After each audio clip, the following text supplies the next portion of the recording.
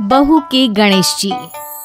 गणेश चतुर्थी आने वाली थी और देवयानी जी की बहू मंजरी इस त्योहार को लेकर बहुत खुश थी।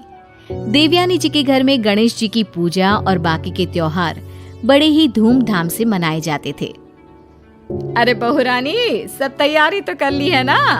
इतने दिन से तो त्योहार की खुशियां मना रही थी। जरा मुझे भी बता, तूने क्या क्या तैयारी की है? मम्मी जी, मैंने सब कुछ तैयार कर लिया है। प्रसाद और भगवान की पूजा कहाँ पर करनी है, उन्हें कहाँ पर स्थापित करना है, सब कुछ डिसाइड कर लिया है। अब तो बस गणेश जी की प्रतिमा लाना बाकी है। उस बात की चिंता मत कर, मैं कल ही तुम्हारे ससुर जी के साथ बाजार जाकर एक सुंदर सी मूर्ति ले आऊंगी गणेश जी की। ठीक है मम्मी जी, ये काम आप कर देना। फिर देखना, हमारे घर भी गणपति बाप्पा बड़ी धूमधाम से आएंगे। त्योहार आने में अभी 2 दिन बाकी थे। शाम के वक्त, मम्मी जी, मैं जरा अपनी सहेली के घर जाकर आती हूँ, कुछ जरूरी काम था। लौटते में बाजार से सब्जियां भी लेती आऊंगी। अच्छा ठीक है बेटा। मंजरी अपनी सहेली के घर पहुंचती है। उसकी सहेली कहती है, अरे आओ आओ, मैंने ना तुम्हें बहुत जरूरी काम से अपने घर पर बुलाया था। अच्छा बताओ, ऐसी क्या वजह है जो अचानक तुम्हें मुझे यहाँ बुलाना पड़ा? देखो मंजरी, मैं खुद से ही मिट्टी लेकर आई और मैंने उससे गणेश जी बनाए।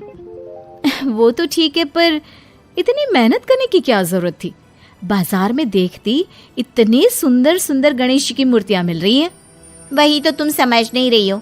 अरे बाजार में जो मूर्तियां मिलती है ना, वो प्लास्टर ऑफ पेरिस की बनी होती है। जानती हो कितना नुकसान पहुंचाती है हमारी नदियों को। अरे हमें क्या, सारी दुनिया ही तो ये सब करती है। एक अकेले तुम्हारे और मेरे मिट्टी के मूर्ति काम कर लेने से कौन सी नदियों का नुकसान पहुंचना कम हो जाने वाला है? बस यही समझाने के लिए तुम्हें अपने घर बुलाया था। देखो, मैं तो कहती हूँ तुम भी अपनी मूर्ति खुद से बना लो। अरे नहीं नहीं, मुझसे इतनी मेहनत नहीं होती। कौन इतना काम करे? वैसे भी ससुराल में काम कम है क्या? और मेरी सासू माँ ने तो सारी की सारी जिम्मेदारी मेरे ऊपर छोड़ दी है। जैसी तुम्हारी इच्छा। मैं तो चाहती थी कि इस बार तुम भी अपने गणेश जी खुद ही बना लेती। इसके बाद मंजरी वापस अपने घर लौट जाती है और घर लौटकर ये बात अपने पति महेश को बताती है। जानती हो, मेरी सहेली मुझसे मिट्टी के गणेश बनाने के लिए कह रही थी। अरे ये तो बहुत अच्छा आइडिया है, तुम्हें अपनी सहेली की बात मान लेनी चाहिए थी। अरे लेकिन उसमें कितनी मेहनत लगती है और कितने सारे काम करने बाकी हैं अभी। अच्छा तो फिर ठीक है, जैसा तुम्हें ठीक लगे। अगले दिन सुबह के वक्त मंजरी गाय को खाना देने के लिए अपने घर से बाहर आती है। उसे अपने घर के पास सड़क पर दूर खड़ी एक गाय नजर आती है। मंजरी उसके पास खाना देने गई। उसने देखा कि गाय वहां सड़क पर पड़े प्लास्टिक के डिब्बे को चबा रही थी और देखते ही देखते वो डिब्बा गाय के गले में जाकर अटक गया। अरे कोई मदद करो, देखो ये गाय मर जाएगी, इसके गले में प्लास्टिक का डिब्बा अटका है। अरे बहन जी, ये तो रोज का काम है। कोई ना कोई कचरा प्लास्टिक यहाँ वहाँ फेंक देता है और बेचारे इन जानवरों के लिए मुसीबत हो जाती है। तभी मंजरी की आवाज सुनकर उसका पति महेश वहां पर आ जाता है। अरे क्या हुआ? सब ठीक तो है ना? इतने जोर से क्यों चिल्ला रही हो? अजी देखो ना, इस गाय के गले में प्लास्टिक अटक गई है। किसी भी तरह से बाहर निकालो, वरना ये बेचारी मर जाएगी। तुम चिंता मत करो, मैं कुछ करता हूँ। महेश किसी तरह गाय के मुंह से प्लास्टिक का डिब्बा निकाल देता है। ये तो बहुत अच्छा हुआ, आपने बचा लिया, वरना मैं तो देख ही नहीं पाती। त्योहार से पहले अगर गौ माता की मौत हो जाती तो कितना बड़ा पाप पड़ता। न जाने कैसे लोग हैं, ऐसे ही सड़क पर प्लास्टिक डाल देते हैं। हाँ, तुमने बिल्कुल ठीक कहा। अच्छा हुआ तुम दोनों ने उस गाय को बचा लिया, वरना कितना बड़ा पाप चढ़ता। चाहे काम कोई भी करे, लेकिन जानवरों को तकलीफ होती है ना, तो दिल बड़ा दुखता है। मम्मी जी, मुझे लगता है इसीलिए मेरी सहेली मुझे समझा रही थी कि हमें मिट्टी के गणेश जी बनाने चाहिए।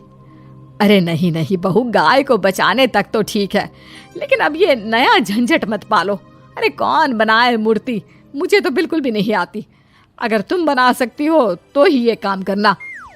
बनानी तो मुझे भी नहीं आती मम्मी जी, लेकिन आज गौ माता की जो हालत दिखी ना, उसे देखकर लग रहा है कि मेरी सहेली बिल्कुल सही कह रही थी। माँ और मंजरी, तुम दोनों को इस बात की चिंता करने की जरूरत नहीं है। ये काम तुम मुझ पर छोड़ दो। लेकिन क्या करने वाले हो आप? हाँ बेटा, जरा हमें भी तो बताओ क्या करने वाले हो। माँ बस आप ना शाम तक का इंतजार करो, फिर देखना। मंजरी और देवयानी जी को कुछ भी समझ में नहीं आता, लेकिन वो महेश के कहे अनुसार शाम होने का इंतजार करती है। शाम को जब महेश ऑफिस से लौटकर घर वापस आता है तो एक पैकेट में बहुत सारी गिल्ली मिट्टी लेकर आता है। अरे महेश बेटा, इतनी सारी मिट्टी क्यों लेकर आए हो? माँ, ये इको फ्रेंडली गणेश जी बनाना था ना, इसलिए। हाँ, लेकिन बहू ने बताया था ना कि उसे बनाना नहीं आता, और मुझे तो बिल्कुल भी नहीं आता बेटा। माँ, मैंने उसका इंतजाम भी कर दिया है। वो भला कैसे? ये देखो, YouTube पर अच्छी तरह से दिखाया हुआ है कि मिट्टी से गणेश कैसे बनाना है। अब हम दोनों मिलकर मिट्टी के सुंदर से गणेश बनाएंगे और अपने एनवायरनमेंट की सुरक्षा करेंगे। YouTube का वीडियो देख देख कर महेश और मंजरी ने गणेश जी की बड़ी ही सुंदर सी प्रतिमा बना ली। मंजरी ने अपने मोहल्ले की कुछ औरतों को भी वहां पर बुला लिया और उन सब ने मिलकर गणेश जी की खूबसूरत प्रतिमाएं बनाई। अरे वाह बेटा, ये भी खूब रही। भला हो उस गौ माता का, जिसकी हमने जान तो बचाई, पर बदले में वो हमें कितना अच्छा ज्ञान देकर गई। बिल्कुल ठीक कहती है मम्मी जी। और देखिए तो, इस बार वाले मेरे भगवान हर बार के भगवान से कितने ज्यादा सुंदर है। इस बार तो गणेश चतुर्थी का मजा ही आ गया।